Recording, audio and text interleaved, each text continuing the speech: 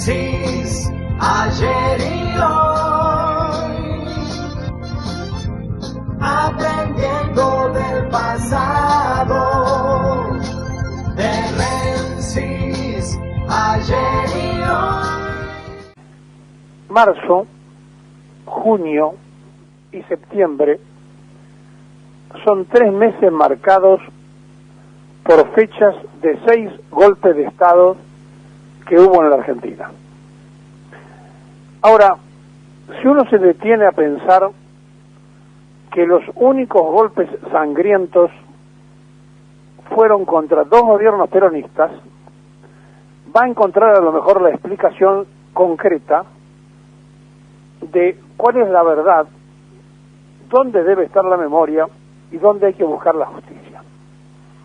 Porque es obvio que allá por 1930, cuando le hacen el golpe a Hipólito Yrigoyen, no existía el peronismo, pero no hubo víctimas fatales en cantidad. Fue un golpe, como todos, cívico-militar. Pero muchos radicales participaron quemándole los muebles a Hipólito Yrigoyen. Eso pasó un 6 de septiembre. Después de aquello, en 1955 iba a haber un hecho de sangre con un bombardeo, pero antes hubo otro golpe, el 4 de junio de 1943, para terminar con la década infame, porque ese golpe de Estado, que era el segundo, venía a terminar con la concordancia conservador radical, que hambriaba al pueblo, que tenía al pueblo con la Semana Trágica, con huelgas, con la Patagonia Rebelde, con represiones, etcétera, etcétera, etcétera, y un grupo de coroneles dijo, no puede ser un golpe de Estado común, y empezaron a cambiar las condiciones sociales. Y fue bendecido por una aclamación popular el 17 de octubre de 1945. Era el nacimiento del peronismo. 10 años después del 45, bombardearon la Plaza de Mayo, porque en Guernica los que bombardearon en España eran alemanes. Los que bombardearon Buenos Aires eran aviadores argentinos, crimen de lesa humanidad, contra el propio pueblo argentino, matando no solamente peronistas, matando a cualquiera, entre ellos a estudiantes que iban a desagraviar la bandera. Y allí electrocutaron a 2 trolebuses llenos de niños. En nombre de la libertad, de la democracia, hacían aquel bombardeo. Los cobardes huyeron a Uruguay, y en septiembre, el 16 de septiembre, en Córdoba, comienza una sublevación que terminaría otra vez llena de muertos y de presos, con el fusilamiento y la desaparición de personas. Sí, por primera vez empezaron a desaparecer trabajadores. Estamos hablando del primer golpe contra el peronismo: bombardeo y fusilamientos. 300 muertos en Plaza de Mayo, mutilados, heridos y fusilados. Después hubo 2 golpes donde participaron los radicales.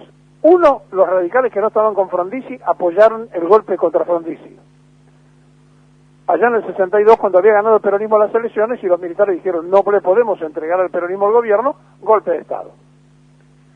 El otro, contra Ilia, apoyaban el otro sector de los radicales, que decían que llegaba la revolución argentina, el frondicismo, y que había que hacer un trabajo de entendimiento y de fusión con las Fuerzas Armadas. Ahora, ¿por qué no fueron sangrientos los golpes que no tuvieron como protagonista al peronismo? Gran signo de pregunta. ¿Por qué era un golpe entre ellos?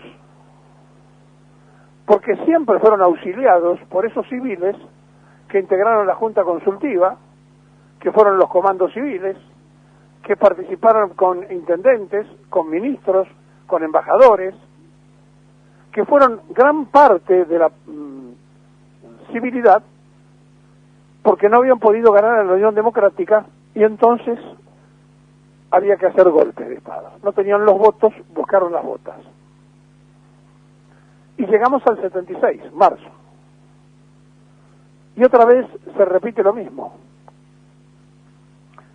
Balbín, en el Consejo Deliberante de Vicente López, decía unas horas antes: todo un incurable tiene cura 5 minutos antes de la muerte.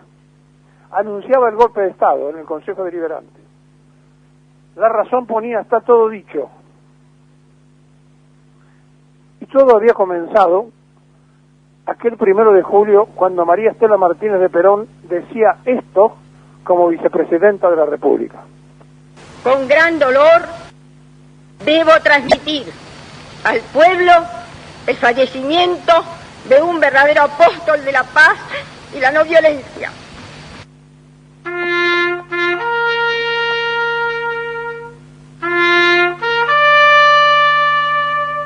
Y ese 1 de julio, el toque de silencio no alcanzó. El llanto conmocionaba a la sociedad argentina. Había muerto Perón. Viva Perón, decía cada argentino en su interior, pero él ya no estaba más. Había dejado una enseñanza, había dejado una doctrina, y a los que sabotean, pero no, que se resisten a ayudar, pero no pasó. y persisten en trabajar para el desastre, se destaca la actitud de los trabajadores de la patria. Tengo plena fe en que esta actitud será completada por los restantes sectores de nuestro pueblo, con generosidad y ánimo resuelto, sabiendo que esta vez solo la unión y el esfuerzo de los argentinos salvará a los argentinos y a la Argentina. Pero no pasó porque la conspiración estaba en marcha. No aceptaban los militares a una mujer como presidenta, no lo aceptaba la gran mayoría. Empezaron los cuestionamientos y además empezaron a trabajar de todos los sectores, al punto tal que hasta la propia salud de la presidenta estaba en cuestionamiento. Entonces le insistían a Luder para que se diera cargo como senador del gobierno. Todo se movilizaba. Y un día como hoy amanecíamos y las radios decían esto.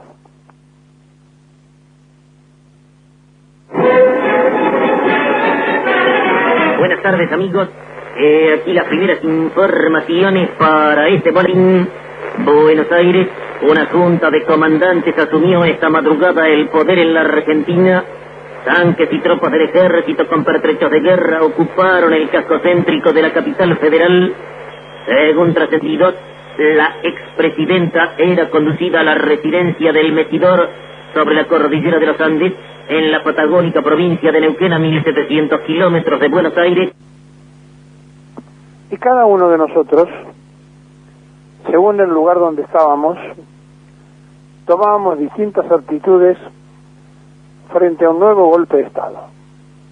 Y este golpe de Estado tenía además un correlato total, porque clausuraron la Corte Suprema de Justicia, a los jueces los hicieron jurar por el Estatuto de la Revolución antes que por la Constitución Nacional. Por lo tanto, Alfonsín debía haber puesto a todos absolutamente en cesantía por haber violado los jueces argentinos la propia Constitución Nacional. Intervinieron los sindicatos, encarcelaron a 12.000 personas y por supuesto desapareció la gente. Ya habían avanzado mucho más que en el 55. Y entonces se escuchaban estos comunicados. Comunicado número 1 de la Junta de Comandantes Generales. Se comunica a la población que a partir de la fecha el país se encuentra bajo el control operacional de la Junta de Comandantes Generales de las Fuerzas Armadas. Firmado Jorge Rafael Videla, Teniente General, Comandante General del Ejército. En realidad, ya lo habían tenido desde la noche anterior a Mentesana, un locutor de Radio Nacional, que se lo llevaron al comando en jefe del ejército, le pusieron una frazada para que no entraran los ruidos por la ventana e instalaron allí el estudio para los comunicados. El país estaba absolutamente en manos de las Fuerzas Armadas.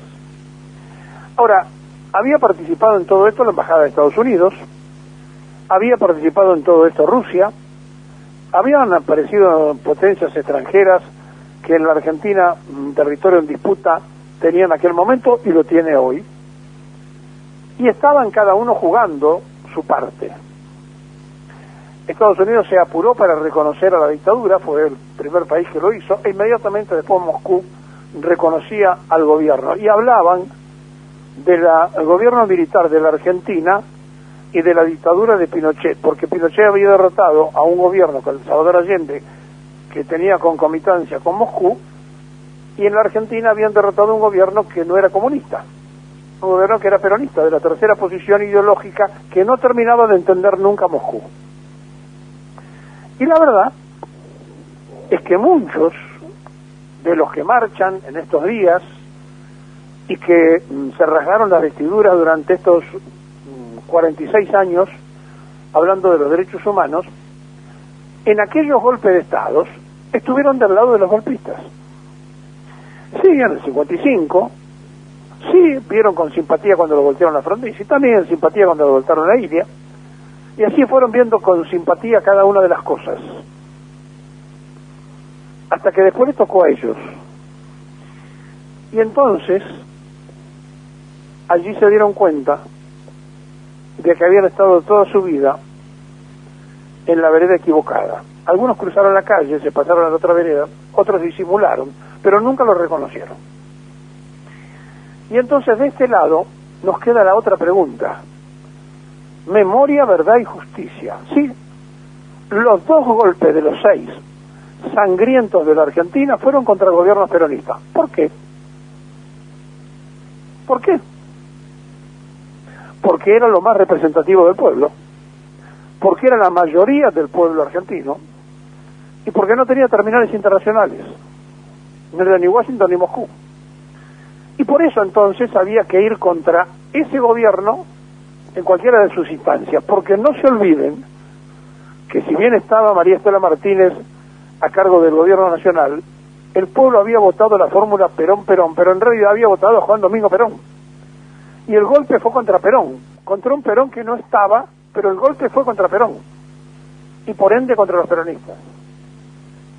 No se animaron a hacérselo a Perón, así como no se animaron a pegarle un tiro nunca a Perón, y masacraron a la gente con los aviones, porque ninguno tuvo los atributos bien puestos para pegarle un balazo a Perón y terminar con la vida de Perón. No se animaron nunca a hacer eso de frente, y masacraron 300 personas, y no lo pudieron matar a Perón, y no pudieron matar las ideas peronistas, y entonces se dieron cuenta que había que producir la frustración definitiva de este pueblo con una economía destrozada y anclar esa economía al endeudamiento eterno. Y lo pusieron a Martínez de Oz. Y lo siguieron los amigos Felipe Caballo, y así cada uno de ellos hizo su parte para que hoy uno de los países más ricos del planeta Tierra tenga casi la mitad de su población pobre.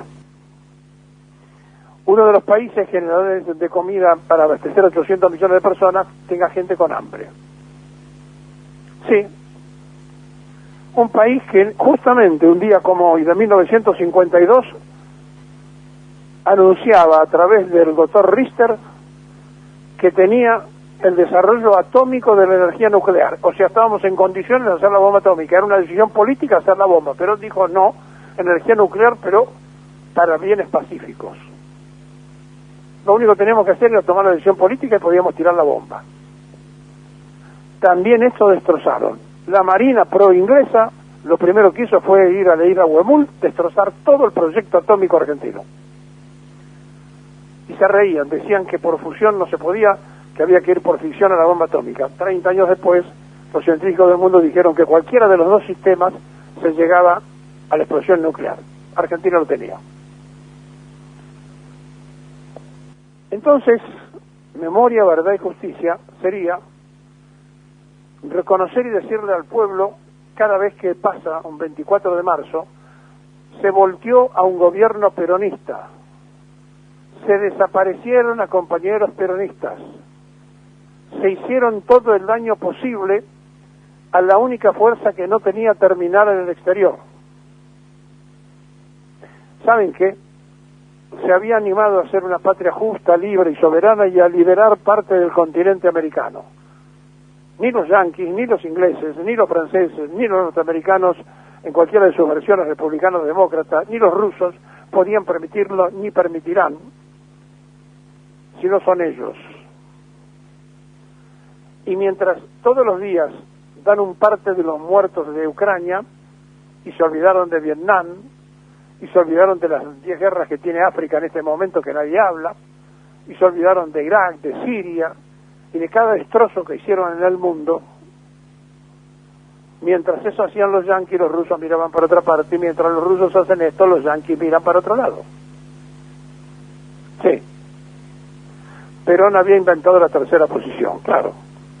Sostenerlo era muy difícil, porque nuestros militares estaban preparados para jugar en uno o en otro extremo, nunca para hacer lo que había que hacer, ser revolucionarios nacionales y sostener un proyecto de una Argentina potencia. Sí, hubo desaparecidos, no importa la cifra, uno solo es repudiable, pero ¿saben algo? El golpe más cruel fue cultural, porque como ha ocurrido siempre, no terminan de contar la historia en serio, y la historia hay que contarla completa. Bombardearon Plaza de Mayo, la CGT, Pueyrredón y La Cera, el departamento de policía, ametrallaron la ciudad de Buenos Aires